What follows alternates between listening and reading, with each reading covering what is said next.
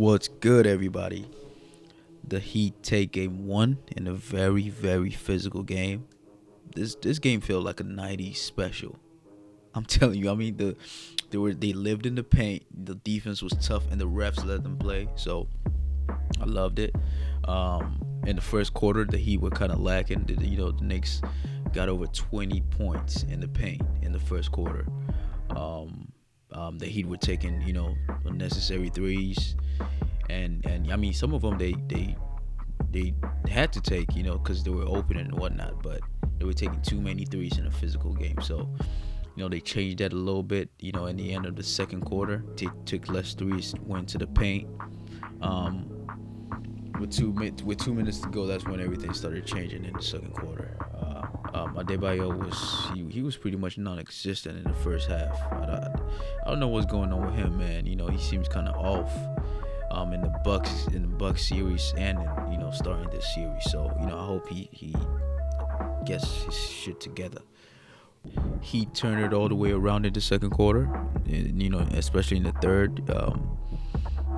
Duncan Robinson, he made his presence felt. He used it as a weapon to create space in the paint for his guys, because he's dangerous and everybody knows that. So, every time he keeps moving, everybody just starts panicking because he's gonna put it up. So, shout out to him for being aggressive and creating that space.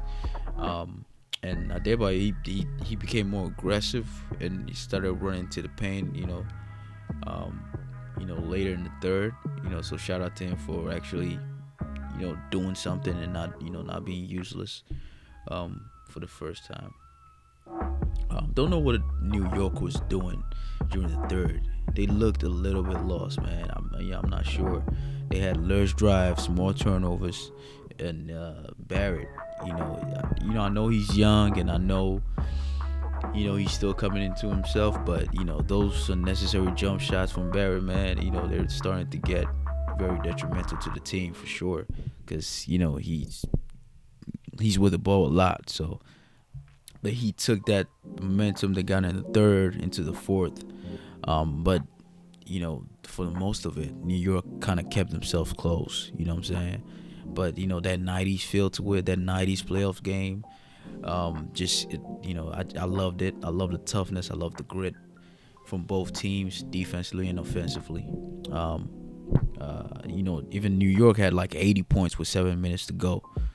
Like I said, it was physical on both sides, and the refs. Shout out to the refs for letting them play, even though with 5 minutes left, the refs couldn't keep the whistle out of their mouth. Pause.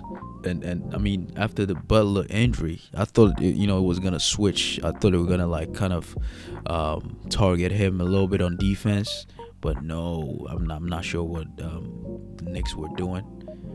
They didn't target him. They didn't really. They left him alone pretty much, and I was like, that was a bad choice. I'm not sure how the intensity of the ankle injury is, but hope Butler well for game two.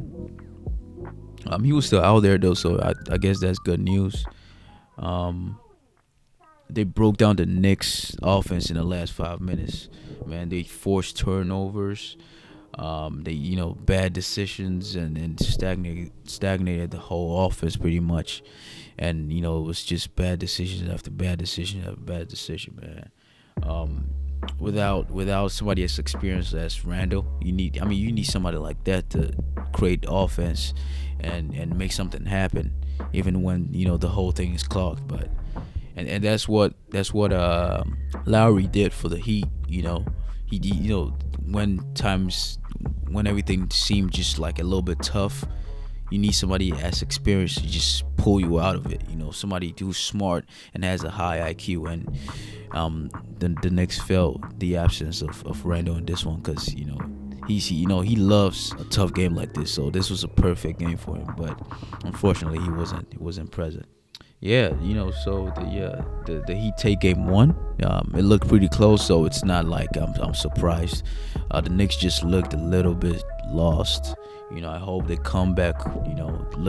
Watch tape, come back and adjust, and hopefully they get game two. But this is gonna be a tough hard-fought series. I mean, get your 90s gear ready, man, because it's gonna go crazy for all 7 or 6 games that it goes, because this is gonna go far.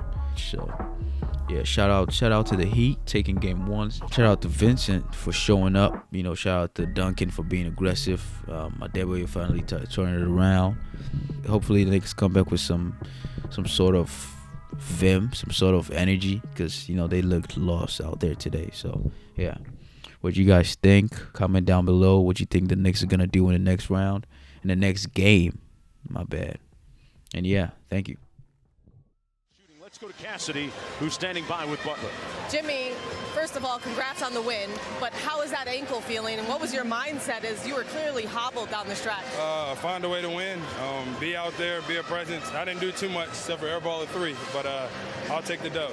How's it feeling? Like a rolled ankle. Got it. You said you didn't do much down the stretch, but your presence was clearly felt. Kyle Lowry definitely made a lot of winning plays coming off the bench, but his impact has not changed. How do you sum up his presence throughout the game and specifically in closing time? He's a winner. He's our leader, whether he's starting or coming off the bench. He's a champion, and he's been doing a great job for us all year long. And since he's been here, he's one of the engines that help us go, and we're going to ride that wave. And another champion, Kevin Love, his outlet passes, kind of like Aaron Rodgers helped spark that third quarter where you guys turned that paint performance upside down. Amidst the injuries and him added in midseason, how do you just describe the connectivity of this team right now? We're just playing great basketball. We're together at home, on the road, through good and through the bad. We believe that we can do something special. We're going to continue to play as such, and then we're going to see where we end up in the end. Congrats on the win, and get better soon. Thank you. Back to you, Mark. DB. All right, thanks a lot, Cass. Let's take a look at the updated brackets. Jimmy limping on that right ankle. Miami goes up 1 game to nothing.